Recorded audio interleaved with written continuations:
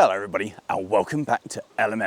And if you're enjoying what you're seeing on the channel at the moment, the links to our social media are coming up on the screen now, including things like our Patreon, where you can help support the channel and help us to grow. Today, we're joining in with the Love Your Railway campaign. And if you don't know what that is, it's a social media thing that has been spearheaded by the North Yorkshire Moors Railway, designed to help raise the profile of railways all over the UK's social media presences, and also to let you guys know that they exist, and so you can come visit and help them to get them back and going after the big global pandemic thing. And this week we're going to be looking at heritage. Today I'm back at my home railway of the Mid-Suffolk Light Railway. That's the MSLR on the cap, and it's also the home of my Ruston 48. And throughout the UK and throughout the entire world, there are a huge variety of different heritage railways. That's all on circumstances, on their goals, on the people involved in them. And even within this massive variety, the Mid-Suffolk Light Railway stands out as being something different. You see, at this railway, it's all about the Midi as it was, about a country branch line that winded its way through the fields. We don't do big locomotives and big trains. This is how your little railway that served through the country would have been. And it's very easy with modern heritage to kind of forget that when you go and see these grand, massive railways, to think that's how it was.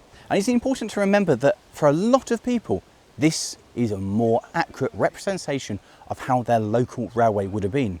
Not your main line with 11 coaches and an express locomotive on front. No, there aren't many other places that you can experience the same travelling back in time as you can here.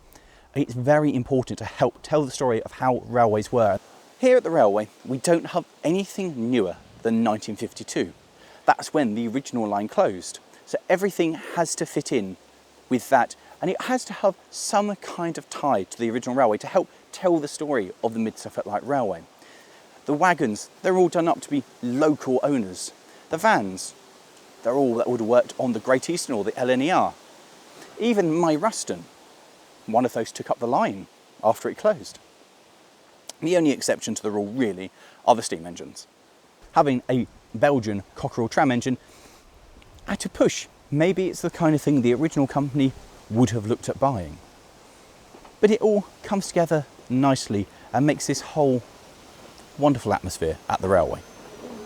Heritage is behind absolutely everything that we feature on the channel, and it's important because it's not just about me or you, it's our collective history. It's something physical that we can reach out and touch, something which very literally links us back in time with our collective past. And when you think about it, heritage itself is absolutely bonkers. It's insane. All of this disappeared in 1952. It all went, it was all lifted by a locomotive just like my Ruston. It shouldn't be here. I shouldn't be able to take a trip down the line, much less should I be able to drive a steam engine along here. And that steam engines on their own, they shouldn't be here, they should be scrapped. They've outlived their usefulness, they've fulfilled the purpose they were ordered for, and they're still here. The coaches behind me, they're over 100 years old. I shouldn't be able to sample it. You shouldn't be able to sample it. It should be something that resides only in the realms of imagination. You shouldn't be able to physically get on a coach and see for yourself how your ancestors travelled. And yet, here we are in this wonderful idea of we will preserve what has been. We'll preserve it to help tell that tale. We'll preserve it for the memories of all the people who strived the first time to put this down, for everyone who was part of putting the original railway, building the original wagons, the engines, the coaches. All of them, their legacy continues a little bit with everything we strive and continue to do here. Heritage is absolutely mad, but it's absolutely essential so we know where we've been and also so we get a better idea of where we're going. It's essential to preserve these things, to preserve a memory of a way of life. And it's something which kind of continues through today. I can't imagine a world that doesn't have heritage, and it's something that doesn't just happen. Today, I'm here on a volunteering day on the railway, and it's full of life, of people all brought together by this idea of heritage. And it's something that's absolutely wonderful that you have a group of people who are all working together to keep this running, to put a railway which never made money back, a railway that was deemed such a failure that the LNER didn't want to take it on. And yet all these people are here working for it, making it again, putting it back. And you know what? That's fabulous, because that's what heritage is. It's absolutely magnificently fabulous. What's very important for those of us who enjoy this, that enjoy heritage, those of us who enjoy railways, vehicles, anything else, is that we need to support it. We need to come along and go and be part of it. It needs you, it needs us to volunteer, to visit, to make it interesting, to make it actually happen. And then that's what's so important about heritage. And the amazing thing about so much heritage is that it's been brought back from nothing. We've got things that were almost lost. And through people coming together, we've managed to put it back. And that's something special. There's one thing about preserving something and keeping it going. But these ridiculous stories of the railway had gone here. The station here was a mound covered in weeds. And now the Mid-Suffolk's more popular than it's ever been in its 100-and-something year history. That's what's wonderful about heritage, are these insane little stories. And it's the same all across the country. In fact, it's all the same across the world. These people who've come together, and it's given so much joy, which is brilliant, isn't it? When you think about it, somebody's idea to put this railway back has brought countless people joy. And people that you guys who have watched these videos and seen the railway when it's turned up, it's brought so much joy through people thinking we should save this. Heritage railways across the country, heritage across the country even, has brought so much joy to people and given so many people opportunities to see things that in their lifetime they really shouldn't have been able to see and sample. It is brilliant. The history of the original Mid-Suffolk Light Railway is an interesting one because it's a railway that really never should have happened, and certainly it shouldn't have survived as long as it did. At the turn of the century, in 1900, construction started. The idea was that the railway would link the town of Hawley on the London to Norwich main line with Halesworth, which was the start of the well-known Southwold Railway. Until that point, the heart of Suffolk was relatively unbreached. It was a rural, simple farming area. People didn't really leave the area. You'd grow up in the village, you'd marry someone from the village, and you'd die in the village. Perhaps you'd work on the farm, or you'd get a job doing something else to do with the farm.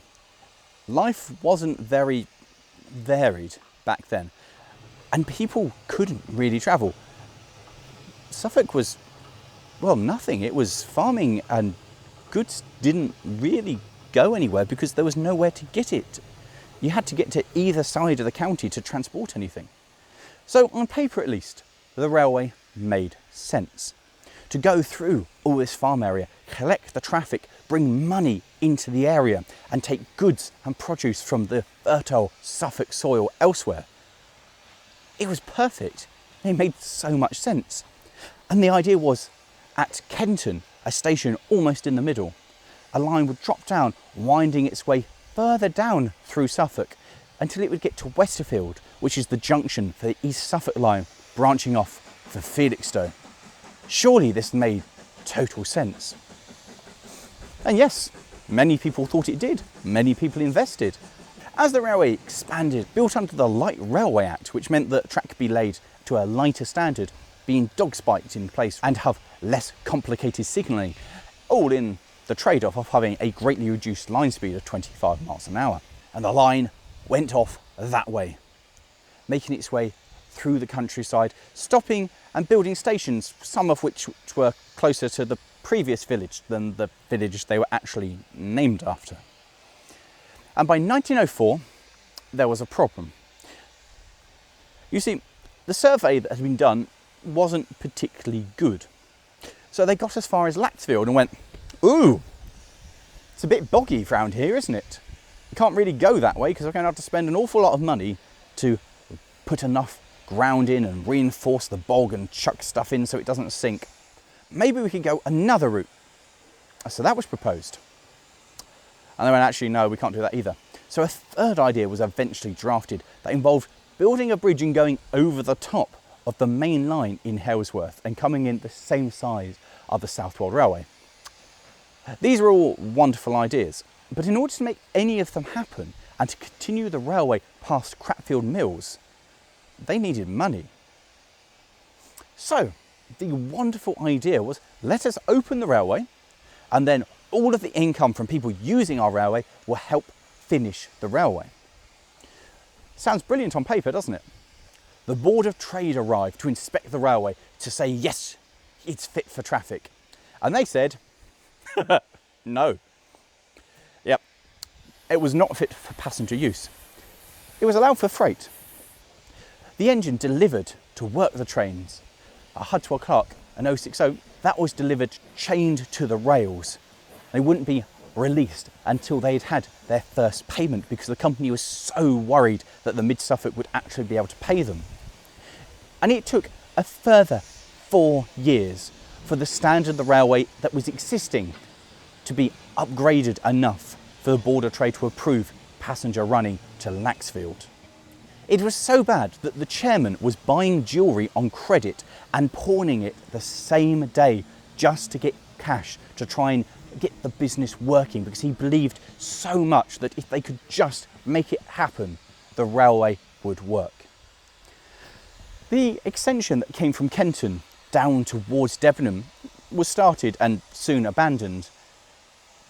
And that's basically as far as the railway ever got. It never got beyond Cratfield Mills, and that was never for passengers. The passenger service ended at Laxfield, and that was it. The Mid-Suffolk Light Railway ran out of Hawley, up a very steep bank, through the loco shed, and along through Suffolk to nowhere. It really was the railway to nowhere. And from that, well, nothing really changed. There were 3 locomotives. 1 and 3 were pretty much the same. 2 was mostly the same, a bit smaller, and he thought started life as a 240 for another order before being repurposed to come at the Mid-Suffolk. The red that's used on the liveries, that was Hudswell Clark primer. They never got any more grand than that. The stock was all second-hand, ex-Great Eastern old stock. The railway never really made any money, and by the time the grouping happened in 1923, the MSLR's finances were a mess. So bad, in fact, that the LNER refused to take the railway under its wing, not wanting to take on the debts. And it struggled on for another year, one of only 3 railways which survived until 1924 outside of the grouping, until, because it was an Act of Parliament, the government had said LNER, LMS, Great Western and Southern would form, that the LNER were taken to court and forced to take the Mid-Suffolk. And they only did so on the condition that the debts would be abolished. And when they did, they took one look at the Mid-Suffolk Light Railway's tank engines and immediately scrapped number 3. Numbers 1 and 2 survived as carriage shunters in Ipswich and Stratford works respectively. Number 1 was quite unusual in although it received the LNER on its tanks, it remained red. The LNER chose to replace the old tank engines with the J65 Blackwall tanks, which became the mainstay of the Mid-Suffolk for most of its history. There are some wonderful stories though. For instance, early in the LNER days, an inspector came up from Ipswich to inspect the newly acquired railway and to see how they did things. And he was shocked, because if you had a particularly big train, the tank engines weren't that big or strong. So what they would do is put a massive fire in it, bring the pressure up to almost blowing off, and then just go for it. Full open regulator and storm up the bank. And if they didn't make it, they'd reverse up to the buffer stops, push and compress every single set of buffers, build the fire up again to almost blowing off, and then go for it a second time, this time using the springs of the buffers as a kind of slingshot effect to give them a bit more oomph. The inspector was not impressed, and he said, "That is not the way that you drive a locomotive." So the driver went, "Sure, show me." On the third attempt of failing to get up the bank, driving a locomotive properly, the inspector left, never to be seen at the Mid-Suffolk Light Railway again. The railway shouldn't have survived, and the LNER wanted rid of this railway. And then the war happened. And the railway became quite useful because it served several air bases, notably that at Mendlesham and Horsham, which meant that the LNER had to upgrade it. They took it all from the flat-bottom dog-spike rail up to the standard round-bottom stuff sat in chairs that we use today. There is a wonderful story from the war of a passenger getting off his train at Hawley looking to travel along the Mid-Suffolk. And by the time he'd worked out which platform it was, he was in time to see the train driving away up the bank. A porter saw him and said, "Did you mean to catch that train, sir?" To which the reply was, "Yes, but don't worry, I'll wait for the next one." At that point, the porter brought out a flag, waving frantically at the train, which stopped, reversed back down the hill. The gentleman was thrust inside the train, whereas it then stomped up the bank a second time. He was informed that, although it was Friday evening, the next train was actually Monday morning, so he would have had a rather long wait at Hawley. After the war, the LNER was now looking for a reason to get rid of it, but they didn't manage to because British Railways was formed in 1948, and they took one look at this line and went, no. And it survived just 4 years before they closed it in 1952. But during that time, they installed the J15s to work the line, which have become synonymous with the image of the Mid-Suffolk, the little tender engines working their way through. And there are wonderful stories with that as well. There's a story of one of the tubes going inside the boiler and being halfway up the line with nowhere to pass. It would have been hours before a rescue locomotive could come along. So they took their brake stick and a hammer, cut it in twain, hammered it into the offending tube at both ends, and then limped on with the injectors running to get it back, or at least to Kenton, where another train could pass. Originally, on every crossing, they were gated and had a crossing keeper who would open the gates for the trains and then shut them after they'd been through. When the LNER came along, they very quickly got rid of the crossing keepers and made the crews do it. The crew would stop, the firemen get off, open the gate, and the guard would shut it after the train was through. This worked very well, apart from occasionally the drivers forgot and just went trundling straight through the gates. And so there was a plan. If a gate was destroyed, rather than replace it, you'd have a piece of string with a red flag. And on one day, a driver went through on his way up, demolishing the gate, and on the way down, he came back and demolished the piece of string.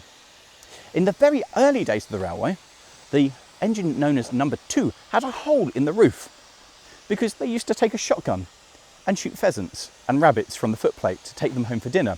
And one day the shotgun had been put down and gone off, blasting a hole in the roof that was never repaired. When the railway closed in 1952, there was a lot of song and dance about it. There was a last train, and the railway carried more passengers than it had ever done in a day before. And that should have been the end of the Mid-Suffolk Light Railway. A Ruston 48 was sent up the line to collect it, load it up, and bring it back piece by piece.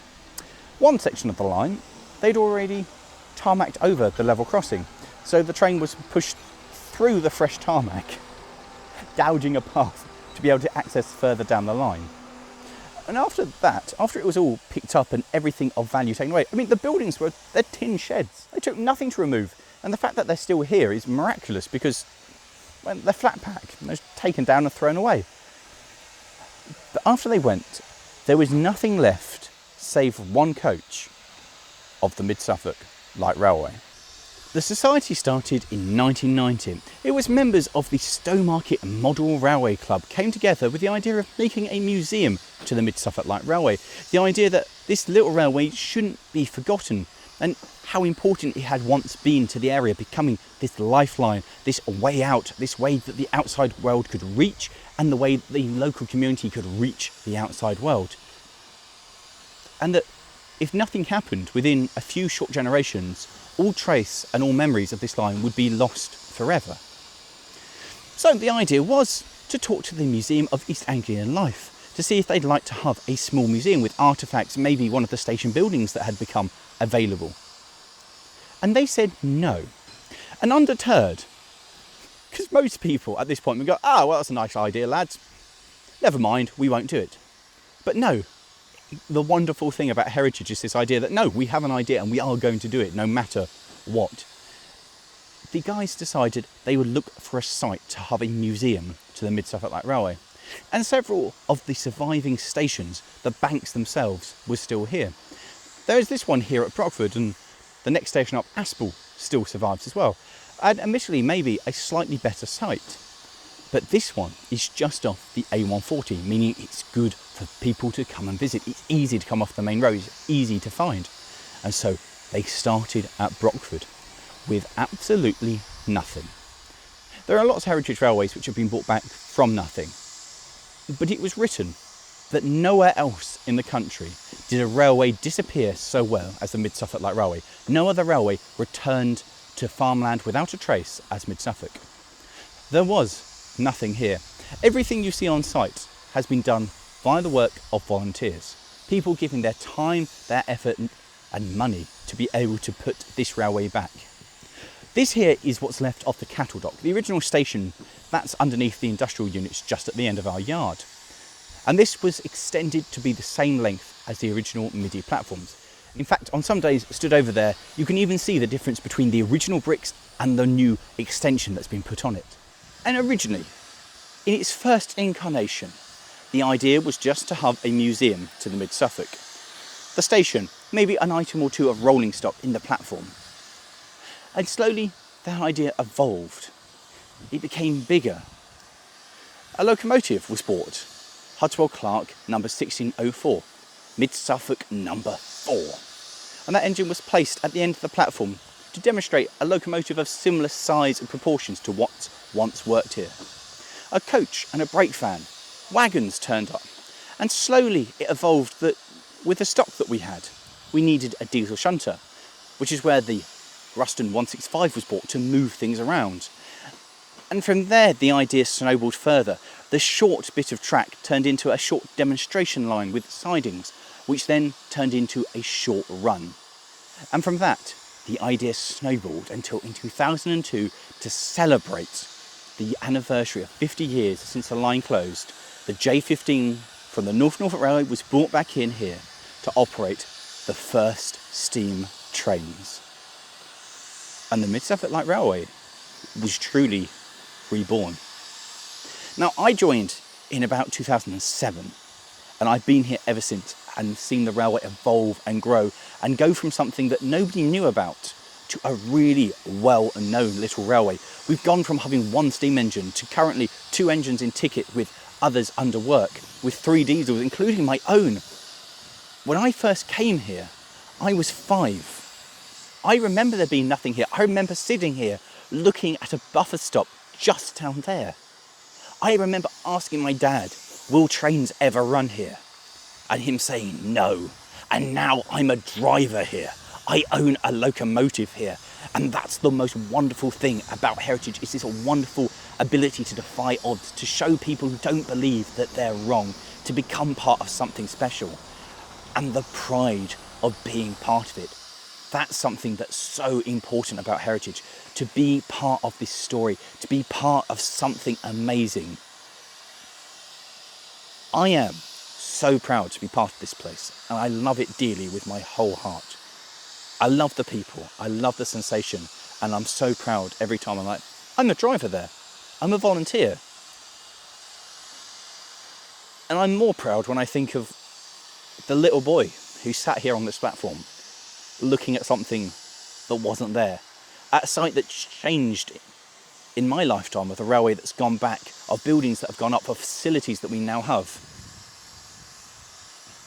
And that little boy inside me is so happy and so very impressed about this place. Because I think at the end of the day, that's what it comes down to.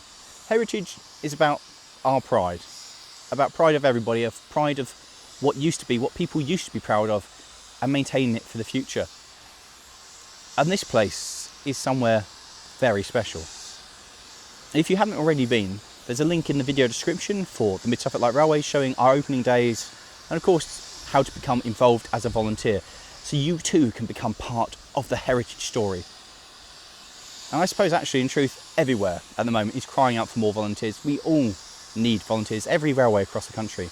We need you guys to be part of the heritage story. So if you want to become part of heritage and not just a witness to it, if you want to really become part of that story, part of that journey, and preserve things for the next generation, and to make sure that all the efforts of those people who've come before us, all the people who built it in the first place, all the people who came up with the idea to save it, and all the people who've been there maintaining it and keeping it there, so that their efforts don't go to waste.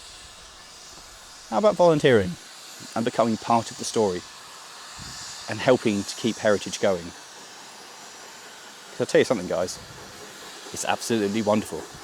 If you want more information, remember we've got the Discord. You can always drop us a line to inquire how you're about to become a volunteer. And actually there will be another video coming up after this as part of a series of stuff talking about volunteering, how to get involved and what to expect. So do it, guys. Without you paying the tickets or coming and being part of it, it will go. We need you, like, more than ever. So think about it and hopefully join up. And of course, leave it in the comments below. Have you been to Mid-Suffolk? Are you thinking of coming to the Mid-Suffolk Light Railway now? And are you thinking about volunteering? It can seem difficult to get involved to and a bit daunting, but we'll cover that later. And with that, thanks for watching. I hope you've enjoyed this talk about heritage and how important I think it is and how important it is. And of course, the story behind the Mid-Suffolk Light Railway. And if you have, how about clicking over there for the video where I bought my fire engine to come visit my locomotive, or down there for a video we've done on one of the locomotives here. Thanks for watching, guys. And thanks for coming to see the Mid-Suffolk Light Railway. This place is it's a second home.